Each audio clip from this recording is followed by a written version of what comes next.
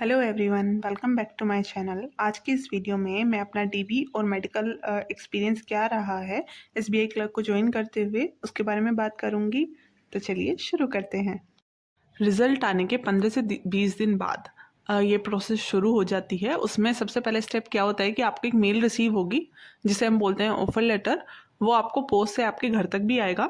उसके अंदर आपकी सारी डिटेल्स मेंशन होगी कि कहाँ पे आपकी डीवी होनी है, कहाँ पे आपका मेडिकल होना है, कौन कौन से टेस्ट आपको करवाने हैं या क्या क्या डॉक्यूमेंट आपको लेके जाने हैं। तो वो सारा कुछ आपके ऑफर लेटर में मेंशन होता है। उसमें कॉन्टैक्ट नंबर भी दिए होते हैं जिससे आप बात करके कुछ भी चीज़ें पूछ सकते हो। दूसरी चीज़, उनके आपको कॉल भी आते हैं कि आपको इस दिन डीवी है, ये चीज़ें करवानी है या किस तरीके से करवानी है, तो वो आपसे पूछते हैं। अगर आपको कोई डाउट है तो आप उनसे पूछ भी सकते हो।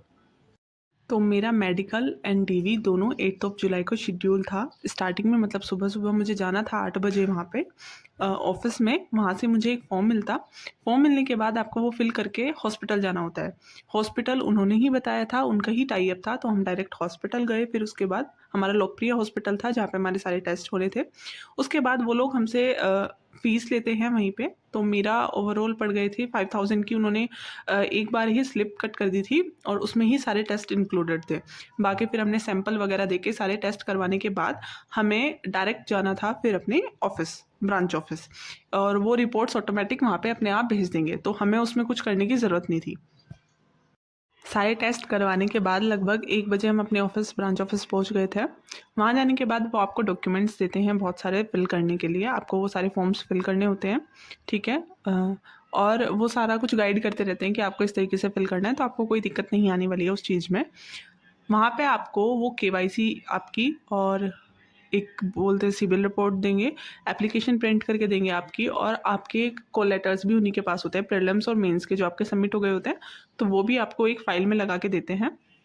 उसके बाद एक सीक्वेंस में आपको वो सारी चीज़ें, एक हैंड रिटन सैंपल भी देते हैं वो राइट डाउन करने के लिए, वो लिखना होता है, और सारे एक सीरियल से लगा लेने होते हैं जो वो एक पेज पे आपको दिखा देंगे कि हाँ इस तरीके से आपको लगाना है। उसी में ही आपको अपनी सारी जितनी भी फ़ोटोकॉपीज़ हैं वो लगानी होती हैं। करेक्टर सर्टिफिकेट ओरिजिनल लगाने होते हैं। बाकी सारे डॉक्यूमेंट्स आप अलग रखते हो, वो भी उसी सीक्वेंस में लगा के रखते हो, और वो जो जो ओरिजिनल डॉक्यूमेंट मांगते हैं आपको दिखाते रहना होता है, ठीक है। ये प्रोसेस बहुत स्मूथली होती है। वो आपको फुल कोऑपरेट करते हैं। बाय चांस अगर आप कुछ डॉक्यूमेंट भूल गए हो तो वो आपको समय देते हैं कि उस समय के अंदर अंदर आपको वो सबमिट कराना है, तो इसमें इतना बड़ा इशू आपको नहीं आएगा। तो उसके बाद जब हमारा पूरा डॉक्यूमेंट वेरिफिकेशन का प्रोसेस हो गया, उन्होंने हमें नेक्स्ट डे बुलाया जिसमें एसबीआई के मेडिकल ऑफिसर हमारी सारी रिपोर्ट्स देखने वाले थे कि वो नॉर्मल है या नहीं, कोई दिक्कत तो नहीं है। तो हम फिर गए, सब लोग नेक्स्ट डे गए। एक रूम में उन्होंने बिठा दिया और मेडिकल एग्जामिनर अलग रूम में थे। धीरे धीरे वो एक एक करके बच्चों को बुला रहे थे। 10-15 मिनट एक बच्चे में लगती है जिसमें वो सारी रिपोर्ट्स उसकी चेक करते हैं और फॉर्म में फिल करके फिट करने के बाद एक स्टैंप लगा के आपको दे देते हैं।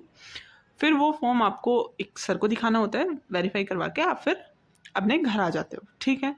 सारा प्रोसेस हो चुका है, आपका मेडिकल पे स्टैंप लग चुकी है, आपका डॉक्यूमेंट वेरिफिकेशन हो चुका है। उसके बाद अब उन्होंने हम लोगों को बुलाया है 23 जुलाई, जिसमें वो हमको ज्वाइनिंग लेटर देंगे। अगर मैं बात करूँ लिस्ट ऑफ डॉक्यूमेंट जो आपको चाहिए होते हैं आपकी डीवी के टाइम पे, सबसे पहला बर्थ सर्टिफिकेट जिसका काम 10th की मार्कशीट से चल जाएगा। उसके बाद एक आपके पास पैन कार्ड होना बहुत ज़रूरी है। आधार कार्ड होना चाहिए। सर्टिफिकेट एजुकेशनल क्वालिफिकेशन की मतलब 10th की मार्कशीट, 12th की मार्कशीट, अपनी ग्रेजुएशन की हर एक ईयर या सेमेस्टर की marksheet, plus combined degree. Degree होना बहुत ज़रूरी है। अगर आपकी डिग्री अभी तक नहीं बनी है तो आप प्रोविजनल डिग्री अलॉट करवाइए अपनी यूनिवर्सिटी से, ठीक है। मिलिट्री डिस्चार्ज सर्टिफिकेट चाहिए होता है। करेक्टर सर्टिफिकेट आपको ओरिजिनल चाहिए होते हैं जो वहाँ पे सबमिट होंगे। ओरिजिनल या तो आप स्कूल से पास आउट वाला सर्टिफिकेट जो बनता है वो, या फिर कॉलेज से, और एक किसी भी गेजेटेड ऑफिसर का। आप एक ही ऑर्गेनाइजेशन से 2 सर्टिफिकेट नहीं बनवा सकते। जैसे मेरठ कॉलेज से मैं हूँ तो मैंने क्या किया था, मेरठ कॉलेज के प्रोफेसर से बनवा लिया था, मतलब प्रिंसिपल से, और एक मैंने पासिंग का बनवा लिया था। तो फिर मुझे दूसरा बनवाना पड़ा था, लेकिन उसके लिए उन्होंने कुछ ऐसा बड़ा इशू नहीं क्रिएट किया। उन्होंने बोला कि आप इस दिन ले आओ, कोई दिक्कत नहीं है। उसके बाद आपको क्या चाहिए होता है, हैंडीकैप्ड सर्टिफिकेट। अगर आप हैंडीकैप्ड हो तो उसके लिए चाहिए होता है। कैटेगरी वाइज सर्टिफिकेट, अगर आप किसी भी कैटेगरी में फॉल करते हो तो उसका सर्टिफिकेट सेंट्रल फॉर्मेट में चाहिए होता है। ये नहीं स्टेट में नहीं, सेंट्रल में देखना कि आपके सेंट्रल में कौन सी कास्ट है, वो वाला सर्टिफिकेट चाहिए होता है।